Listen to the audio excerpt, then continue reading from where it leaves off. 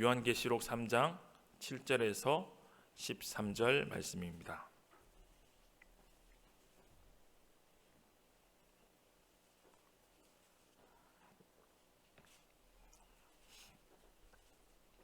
한 절 한 절 교독하도록 하겠습니다.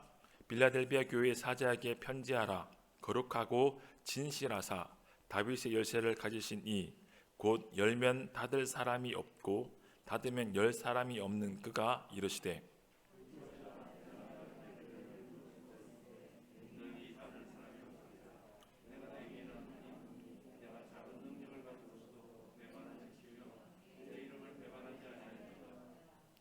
보라, 사탄의 회당 곧 자칭 유대인이라 하나 그렇지 아니하고 거짓말하는 자들 중에서 몇을 내게 주어 그들로 와서 내 발 앞에 절하게 하고 내가 너를 사랑하는 줄 알게 하리라.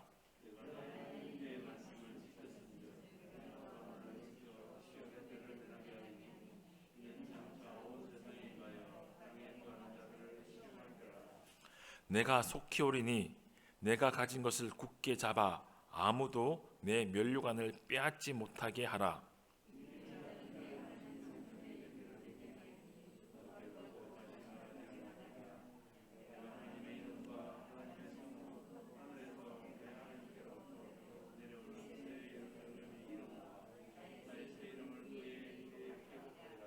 다 함께 읽겠습니다. 귀 있는 자는 성령이 교회들에게 하시는 말씀을 들을지어다.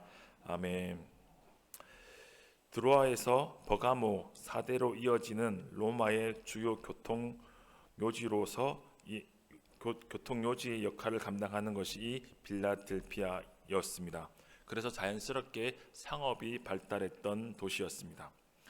AD 17년에 큰 지진이 있었고 지리적 이점으로 인해 로마의 원조를 받았으며 그리고 빠르게 복구할 수 있었던 도시가 바로 빌라델비아였습니다. 그렇기에 로마와 헬라의 영향을 많이 받았던 우상의 도시였습니다.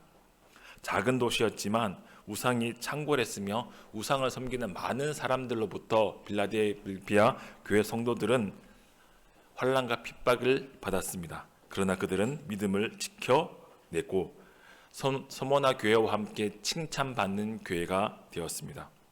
이 세상에서 살아가는 우리 성도들은 이 땅에 발을 디디고 하늘을 바라보며 살아가는 사람이라고 말할 수 있습니다. 우리가 이 몸을 가지고 살아가기 때문에 우리의 발은 땅을 디디며 살아갑니다.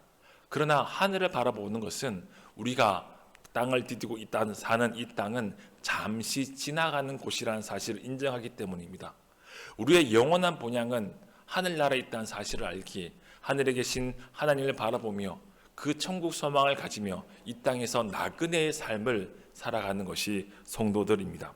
그럼에도 불구하고 우리가 마주하게 되는 환난과 핍박은 가상현실이 아닙니다. 외면할 수 없는, 피할 수 없는, 직면할 수밖에 없는 현실입니다. 그래서 우리는 항상 믿음으로 맞서기에는 연약함을 가지고 있는 것이 우리들의 모습입니다. 이렇게 연약한 우리가 어떻게 세상과 맞서 신앙을 믿음을 지킬 수 있으며 빌라델비아 교회처럼 칭찬받을 수 있는 성도가 교회가 될 수 있을까요? 오늘 말씀을 통해서 환난과 핍박이 있음에도 불구하고 칭찬받았던 빌라델비아 교회처럼 칭찬받는 성도로서 칭찬받는 교회가 되기 위해서 필요한 은혜를 받고 믿음으로 설 수 있는 은혜가 있길 주님의 이름으로 축원드립니다. 우리에게 가장 먼저 필요한 것은 큰 능력이 환난을 이기게 만들지 않는다는 것을 아는 것입니다. 큰 능력이 믿음의 승리를 보장해 주지 않는다는 것을 알고 인정하고 받아들이는 것입니다. 오늘 본문 8절에 보면 내가 작은 능력을 가지고 있다라고 말씀하고 있습니다. 빌라델비아 교회는 작은 교회였으며 작은 교회였기 때문에 큰 능력을 소유할 수가 없습니다.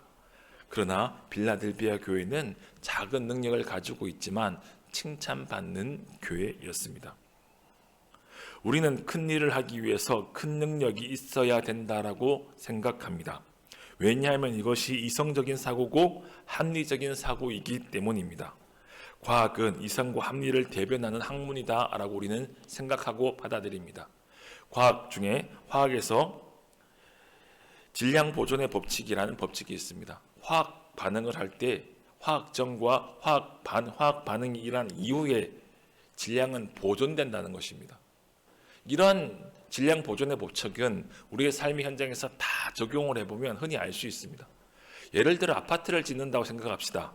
아파트를 짓는데 15층짜리 아파트를 짓는데 1층짜리 건물을 지을 수 있는 재료로 15층을 지을 수가 없습니다. 1층을 지을 수 있는 건축 자재로는 1층밖에 못 짓습니다. 이것이 물리적인 현상인 거죠. 당연한 일입니다. 그래서 큰 일을 하기 위해서는, 눈에 보여지는 큰 결과물을 얻기 위해서는 큰 능력이 필요하고 큰 재료가 필요합니다. 많은 양의 재화가 필요합니다. 그것은 당연한 일이라 할 수 있습니다. 그러나 이것을 믿음으로 가지고 그대로 가지고 오면 우리의 신앙은 반드시 병들 수밖에 없습니다. 왜냐하면 신앙은, 믿음은, 성경은 질량 보존의 법칙을 말하고 있지 않기 때문입니다. 우리가 잘 알고 있는 오병이의 기적을 생각해 보십시오. 보리떡 5개, 물고기 2마리로 성인 남자 5,000명 먹습니다. 질량이 보존된다면 보리떡 5개, 물고기 2개의 조그만 양은 1인분의 식사도 모자라는 양입니다. 그것이 주님께서 축사하시고 떼면 쪼개질 수 없습니다. 그냥 쪼개지고 끝나는 것이지 2개가 될 수 없습니다. 그러나 주님께서 축사하시자 떡이 2개가 되고 물고기도 뜯었을 때 2마리가 됩니다. 주님께서 대체 얼마나 뜯으셨을까요? 축사하시고 뜯으시니까 계속 그 일이 일어나는 것입니다. 그런데 우리는 믿음의 영역에서도 이성적 사고와 합리적인 사고를 받아들여서 질량 보존 법칙을 받아들이는 것처럼 우리의 믿음도 그렇게 생각하는 경향이 있습니다. 특별히 한국 교회에는 그런 모습들이 자연스럽게 자리를 잡을 수밖에 없었던 시대적, 사회적 환경이 있었습니다. 한국 경제가 성장함과 동시에 한국 교회는 성장했습니다. 그리고 한국 교회의 성장과 함께 한국 교회의 세속화는 진행되었습니다. 하나님의 일, 하나님의 역사를 눈에 보여지는 물리적인 수치, 경제적인 지표로 표시하는 것을 좋아했고, 이성주의, 합리적인 물질주의가 교회 안에서 소리 없이 들어와 자리를 잡고 믿음의 사고 체계를 망가뜨렸습니다. 그래서 큰 교회는 은혜로운 교회라고 우리는 막연하게 생각을 합니다. 그런 말도 안 되는 생각을 가지고 살아갑니다. 그러나 성경 어느 한 곳에도 그것을 말하고 있는 것은 없습니다. 큰 능력이 큰 일을 한다고 성경은 말하고 있지 않습니다. 마태복음 17장 20절에 이렇게 말씀하고 있습니다. 이르시되 너희 믿음이 작은 까닭이니라. 진실로 너희에게 이르노니 만일 너희에게 믿음이 겨자씨 한 알만큼만 있어도 이 산을 명하여 저기로 옮겨지라 하면 옮겨질 것이요 또 너희가 못할 것이 없느니라. 겨자씨 한 알만큼 작은 믿음이 있으면 산을 향해서 이동해라고 하면 산이 그냥 이동한대요. 자, 우리 이 본문을 볼 때 겨자씨만큼 작은 믿음이란 작다는 단어에 우리는 주목해 봅니다. 그런데 믿음은 작은 것도 있지만 여기서 이 믿음이 작다는 표현 속에서 주님께서 강조하시고자 하는 것은 믿음의 크기를 말하고 싶은 것이 아닙니다. 씨앗이란 사실을 말씀하고 있는 것입니다. 믿음은 생명이 있습니다. 생명은 싹이 나고 자랍니다. 믿음은 생명이 있기 때문에 싹이 나고 자라고 열매 맺습니다. 생명은 순전합니다. 99% 살아있고 1% 죽은 게 어디 있습니까? 살아있으면 살아있는 거고 죽어있는 것은 죽은 것이죠. 그래서 생명은 100%를 말하는 것입니다. 크기 이전에 온전함이 있어야 되고 순전함이 있어야 되는 것이 믿음입니다. 그런데 우리는 이 말씀을 볼 때마다 끊임없이 작다, 내가 믿음이 얼마나 작으면 아무 일도 안 될까? 주님 내게 큰 믿음 주십시오라고 본문을 보고 주님께서 말씀하시고자 하는 것과 다르게 다른 것을 추구하고 다른 것을 찾습니다. 그래서 세상에서 믿음으로 살아가지 못하는 문제를 큰 능력이 없는 것으로 여깁니다.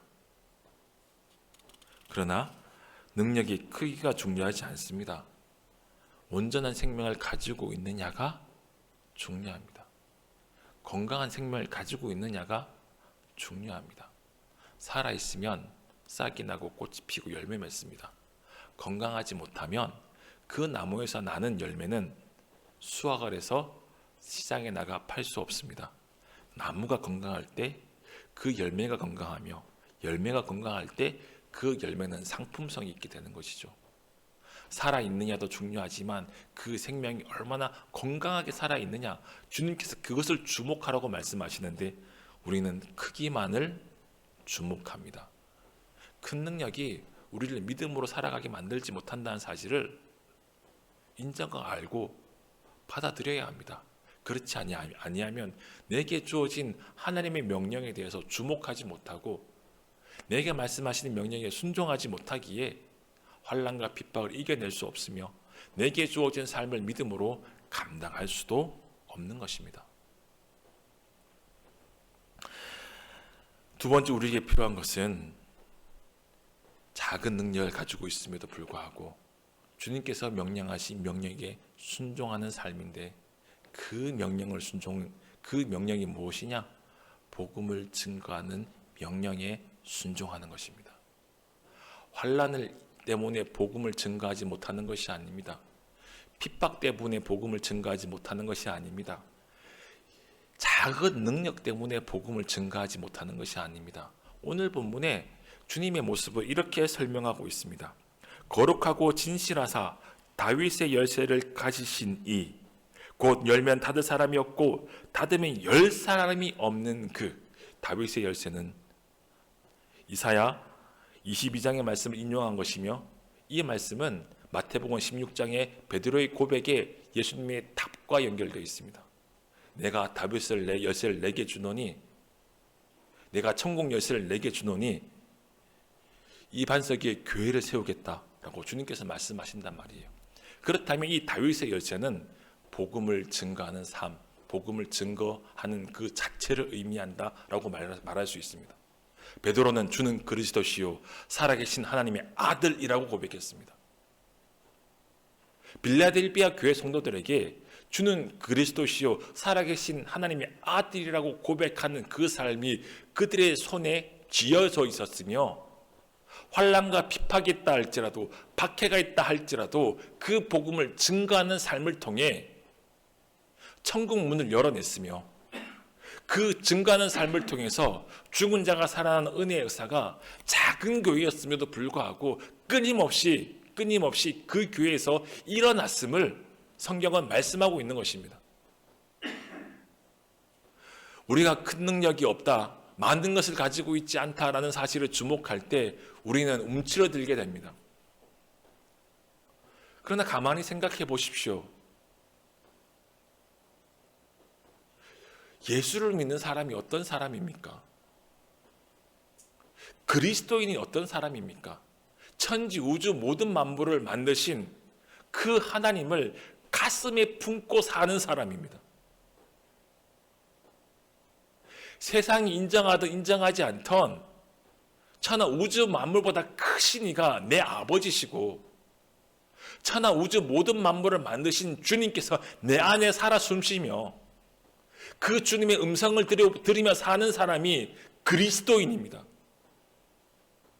하늘과 땅에 있는 모든 권세가 예수님께 있고 우리는 예수님께 속한 하나님의 자녀입니다. 그런데 무엇이 두려울 수 있으며 무엇이 염려할 수 있으며 무엇이 복음을 증거하지 않을 수 있는 이유가 될 수 있겠습니까? 능력이 많다 적다 그 기준은 누가 만든 것입니까? 능력이 많다 적다를 판단한 기준은 무엇입니까? 전도를 많이 하면 능력이 많은 건가요? 전도를 100명 하면 능력이 많고 전도를 1명 하면 능력이 적은 건가요? 성경은 그렇게도 말하고 있지 않습니다. 헌금을 많이 하면 능력이 많고 헌금을 적게 하면 능력이 적은 건가요? 봉사를 많이 하면 능력이 많고 봉사를 적게 하면 능력이 적은 건가요? 그걸 판단한 기준 누구에게 있습니까? 하나님에게 있습니다. 우리는 선악과의 영향을 받아서 계속 저울질합니다. 내가 큰 거 가져야지, 많은 거 가져야지, 내가 좋은 걸 가져야지. 하나님께서 내게 주시는 것 중에 좋지 않은 것이 있을 수 있을까요? 하나님께서 내게 주시는 것들 중에 부족한 게 있을 수 있을까요? 그런데 우리는 부족한 것만 주목하고 비교하고 평가하고 그리고 스스로 자기감에 빠집니다. 많이 가졌으면 많이 가진 대로 나보다 더 많은 것을 가진 사람을 바라보며 부러워하고 그 부러움에 사로잡혀서 열등감을 느낍니다. 적게 가졌으면 적게 가진 대로 나보다 더 작은 사람들 멸시하고 우습게 여깁니다. 얼마나 바보 같은 일입니까?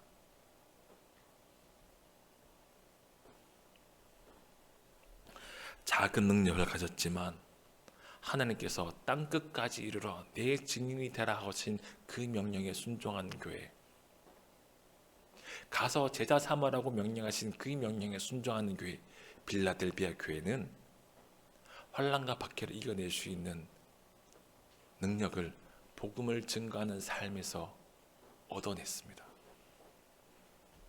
우리에게 전할 수밖에 없는 복음이었기 때문에 움츠러들게 되는 것입니다.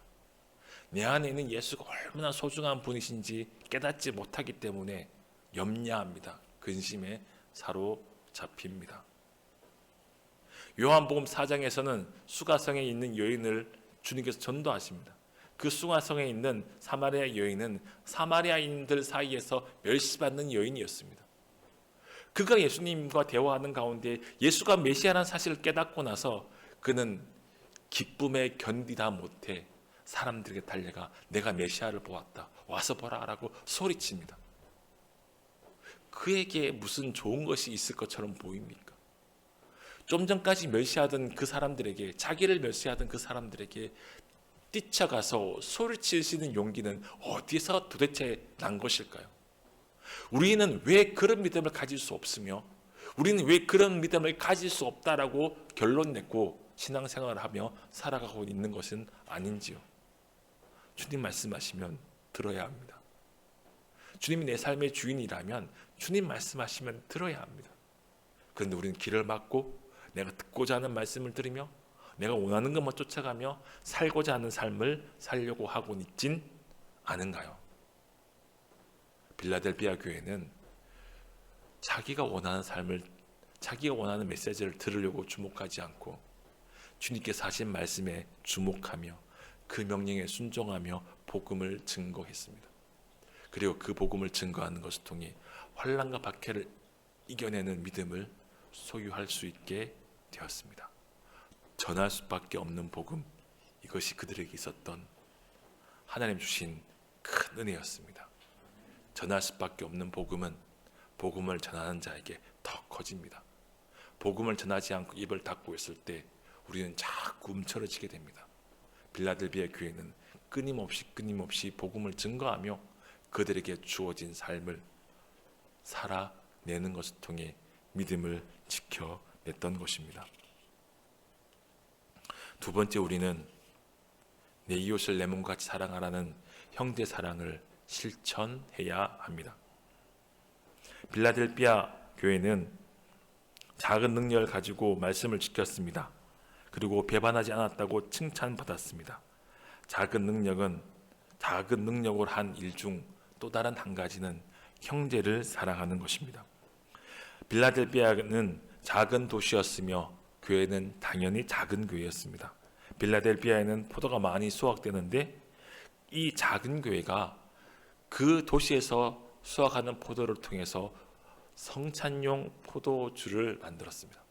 그리고 소아시아에 있는 전역에 있는 교회들에게 그 포도주를 공급해주며 형제들을 사랑하는 실천을 행했던 교회였습니다. 빌라델비아라는 뜻은 형제 사랑을 뜻합니다. 빌라델피아 교회는 그 이름에 합당한 삶을 살아내는 것을 통해 다른 교회를 섬겼던 것입니다. 빌라델피아 교회가 환난을 이기고 인내할 수 있었던 이유는 큰 능력이 아니라 작은 능력으로 순종하며 복음을 증거했을 뿐만 아니라 형제를 사랑하는 삶을 살았기 때문입니다. 교회 공동체가 은혜 안에서 강하기 위해서 반드시 필요한 것은 한 몸 된 지체라는 공동체 의식, 공동체 신앙이 필요합니다. 공동체를 사랑하고 공동체를 믿음 안에서 세우기 위해서 애쓰고 노력할 때 어찌 주님께서 그에 합당한 은혜를 부어주시지 않겠습니까? 야고보서 1장 27절에 이렇게 말씀하고 있습니다. 하나님 아버지 앞에서 정결하고 더러움이 없는 경건은 곧 고아와 과부를 그 환난 중에 돌아보고 또 자기를 지켜 세속에 물들지 아니하는 그것이니라. 야고보가 성도들에게 글을 쓰면서 정결하고 더러움이 없는 경건은 이루기 위해서 필요한 것을 두 가지 언급하고 있는데, 첫 번째 세속에 물들지 않는 것이다 라고 말하지 않고 반대로 고아와 과부와 가부를 그 환난 중에서 돌아보는 것이다 라고 말하고 있습니다. 이성적으로 생각을 해보면 자기를 세속에서 지키면 고아와 과부를 돌아볼 수 있는 힘이 생길 것 같죠. 그런데 성경은 그렇게 말씀하고 있지 않습니다. 고아와 과부를 돌아보면 하나님께서 내게 주신 은혜가 얼마나 큰지 깨달아 알게 되고, 이를 통해서 내 자신을 세속에 물들지 않게 지킬 수 있다라고 말하는 것입니다. 형제를 사랑하는 것은 정말 중요합니다. 내 지체를 사랑하는 것은 정말 중요합니다. 믿음의 공동체를 사랑하는 것은 정말 중요합니다. 황제 숭배와 이상을 숭배하는 사람들로 가득했던 그 빌라델비아, 그곳에서 빌라델비아 교회 성도들은 복음을 증거했으며 형제 사랑을 몸으로 실천하는 것을 통해서 환난과 핍박을 이겨내는 것을 통해 칭찬받는 교회가 되었던 것입니다. 그것을 통해서 믿음의 승리를 이루어냈던 것입니다. 세상을 이기는 승리는 무엇입니까? 요한일서 5장 4절에 이렇게 말씀하고 있습니다. 무릇 하나님께로 난 자마다 세상을 이기느니라. 세상을 이기는 승리는 이것이니 우리의 믿음이니라. 하나님께 난 자마다 세상을 이긴다라고 말하고, 세상을 이기는 승리는 이것이니 우리의 믿음이라. 세상을 이기는 승리는 믿음이에요. 세상을 이기는 승리는 믿음으로 무엇을 이루어내는 것이 아니라 우리의 믿음 그 자체예요. 이 믿음이 무엇입니까? 하나님 사랑하는 거예요. 주님 사랑하는 것이며, 이 믿음은 내 형제를 사랑하는 것입니다. 환난과 핍박이 있다 할지라도, 박해가 있다 할지라도 상황과 상관없이 진실된 믿음으로 주님 사랑하며 내 형제를 사랑하는 것이 세상을 이기는 승리 그 자체라고 요한 사도는 우리에게 말씀하고 있습니다. 복음을 전할 수밖에 없고 형제를 사랑할 수밖에 없는 것이 환난과 핍박을 이기는 믿음의 승리를 경험하는 성도들의 믿음인 것입니다. 호남 신학교 동산에는 서서평 선교사의 묘비가 있습니다. 1909년 조선에는 2만여 명이 넘는 한센병 나병 환자가 있었습니다. 갈 곳 없는 나병 환자를 돌보아 주었던 평신도 선교사 중 엘리자벳 쉐핑, 한국 이름으로 서서평 선교사가 있었습니다. 서서평 선교사는 나병 환자들에게 희망과 사랑을 가르쳐 주었으며 고아 13명을 자기의 딸과 아들로 입양했고, 한센병자의 자녀를 아들로 삼고 살았습니다. 서양인 여자 선교사였지만 구두 한 켤레 없이 검정 고무신을 신고 다녔으며 고국인 미국에서 보내어주는 생활비를 불쌍한 환우들을 위해 쓰며 살았습니다. 1934년 6월 26일 새벽 4시 54세의 나이로 하나님의 부르심을 받고 생을 마감했습니다. 그녀의 시신을 수습하기에 갔던 사람들이 발견한 글은 그 침대 옆에 이렇게 적혀 있습니다. 성공이 아니라 성기입니다. Not success, not but service. 성공을 추구하는 삶이 아니라 섬김을 추구하는 삶이라고 말씀하고, 이 말을 자기의 좌우명처럼 삼고 믿음으로 살았습니다. 우리가 세상에서 환난과 핍박 속에 믿음을 지키지 못하는 이유가 무엇입니까? 우리는 세상에서 성공하려고 살고 있지 않습니까? 성경은 어떠한 것을 소유하고 어떠한 집에서 어떠한 차를 몰며 살아야 한다라고 우리에게 단 한 구절도 말하고 있지 않습니다. 성경은 믿음을 가진 사람이 무엇을 사랑하며 무엇을 위해 살아야 하며 어떻게 살아야 할지를 말씀하고 있습니다. 우리가 살아야 하는 삶은 나를 위해 십자가에 못 박혀 죽으신 예수를 사랑하는 삶입니다. 그 예수를 증거하는 삶입니다. 그 예수를 사랑하고 그 예수 때문에 내 이웃을 내 몸과 같이 사랑하는 삶입니다. 성경 66권을 정리할 때 이렇게 정리할 수 있지 않습니까? 하나님 사랑, 예수 사랑, 그리고 이웃 사랑. 이것 말고 우리에게 무엇이 남겠습니까? 그러나 우리는 이것이 아니라 다른 것을 남기려고 살아가기 때문에 실패하고 좌절하고 넘어지는 것입니다. 우리가 그렇게 주님 사랑했으면 좋겠습니다. 우리가 그렇게 믿음의 공동체를 사랑했으면 좋겠습니다. 우리가 전할 수밖에 없는 복음이 있어서 그 복음 때문에 복음을 증거하는 삶을 살아갈 수 있었으면 좋겠습니다. 그런 은혜가 우리에게 부어지고 그 은혜가 부어질 때 순종할 수 있길 주님의 이름으로 축원드립니다. 기도하겠습니다. 하나님 아버지, 은혜를 감사합니다. 주님, 우리 삶 가운데 찾아오사 말씀하시고 은혜 베푸시는 그 주님의 놀라운 사랑을 깨달아 알게 하시고 그 사랑 가운데 감사하며 그 사랑 가운데 기뻐하며 그 사랑 가운데 순종하며 주님 사랑하고 네 옷을 내 몸같이 사랑하며 그 십자가의 복음을 증거하는 삶 살아갈 수 있도록 주님 우리에게 은혜 내려 주시옵소서. 감사드리며 예수님 이름으로 기도합니다. 아멘. 마음이 상한 자를 찬양하도록 하겠습니다.